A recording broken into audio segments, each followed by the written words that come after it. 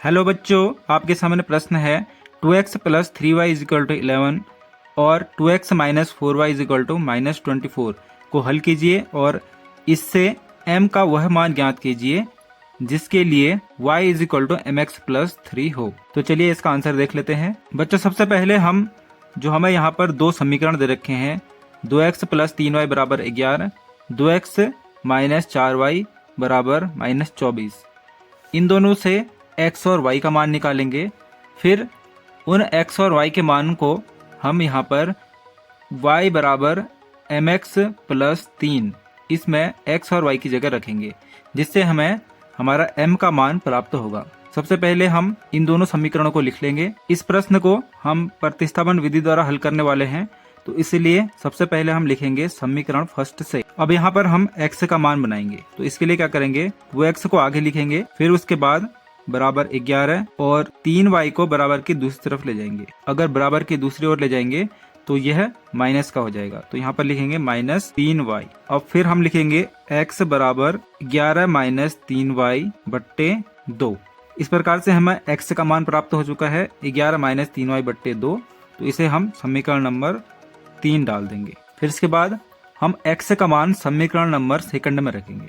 सबसे पहले हम सेकंड समीकरण लिख लेते हैं। अब हम क्या करेंगे, x की जगह 11 माइनस 3y बट्टे 2 लिखेंगे। तो यहाँ पर लिख लेते हैं 2 लिखेंगे, फिर कोष्टक में यहाँ पर 11 माइनस 3y बट्टे 2, फिर बाकी वैसे उतार देंगे। अब देखिए 2 यहाँ पर गुणा में है और 1 2 यहाँ पर बट्टे में है, तो ये 2 से 2 हमारा कट जाएगा। तो इसके बाद हमारा आएगा 11 माइनस 3y माइनस 4y बराबर माइनस 24। अब देखिए यहाँ पर एक 3y ये है और एक ये 4y है, इन दोनों में माइनस माइनस का चिन्ह है, तो इसका मतलब यह है कि इन दोनों को हम आपस में जोड़ सकते। तो इसे जोड़ के हमारा आएगा 7y और आगे माइनस का चिन्ह लग जाएगा। फिर अब हम क्या करेंगे, 11 को बराबर की दूसरी तरफ ले जाएंगे। आप देख रहे हैं कि 11 यहाँ पर प्लस में है, तो अगर इसको बराबर की दूसरी तरफ ले जाते हैं तो ये हो जाता है माइनस 11। तो फिर से हमें यहाँ पर माइनस वाली दो संख्या मिल रही है, तो इसका मतलब ये है कि इन दोनों को हम आपस में जोड़ सकते हैं।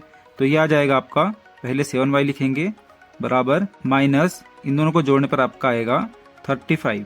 अब देखिए माइनस से माइनस कट जाएगा। फिर हम क्या करेंगे, y लिखेंगे और 35 के बट्टे में 7 लिख देंगे, क्योंकि 7 यहाँ पर गुणा में था तो बट्टे में चला जाएगा।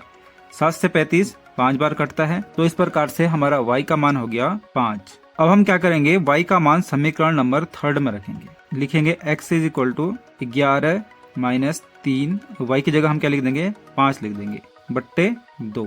देखिए यहाँ पर हम 3 और 5 को गुणा करेंगे तो हमारा आएगा 15 और बट्टे में आ जाएगा 2। फिर आप देख रहे हैं कि यहाँ पर माइनस का चिन्ह है, तो हम क्या करेंगे, इसको घटा देंगे। घटाने के बाद कितना बचेगा, हमारा 4 बचेगा और बड़ी संख्या में माइनस का चिन्ह है, तो हम यहाँ पर माइनस लगा देंगे बट्टे 2।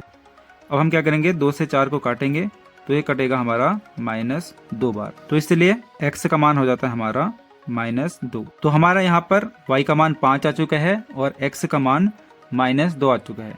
अब हमने इस क्वेश्चन में m का मान निकालना है। अब हम क्या करेंगे, x और y का मान समीकरण y बराबर mx प्लस 3 में रखेंगे, जिससे हमको यहाँ पर m का मान प्राप्त हो जाएगा। तो लिखेंगे y बराबर mx प्लस 3, y का मान हमारा 5, तो y की जगह लिख देंगे 5 बराबर m, x का मान है माइनस 2, तो यहाँ पर लिख देंगे माइनस 2 प्लस 3।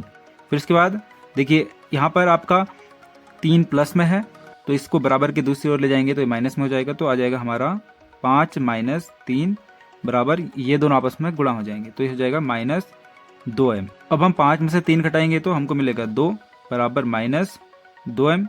तो यहाँ पर हम लिख सकते हैं m बराबर 2 बट्टे माइनस, इसको काट देंगे तो हमारा आ जाएगा m बराबर माइनस 1। तो चलिए बच्चों, इस प्रकार से हमने इस क्वेश्चन का आंसर देख लिया है। यदि आपको इस क्वेश्चन का आंसर समझ में आया तो आप वीडियो को लाइक कीजिए, हमारे चैनल को सब्सक्राइब कीजिए और इसी प्रकार के और कंटेंट को देखने के लिए हमारे साथ बने रहिए। धन्यवाद।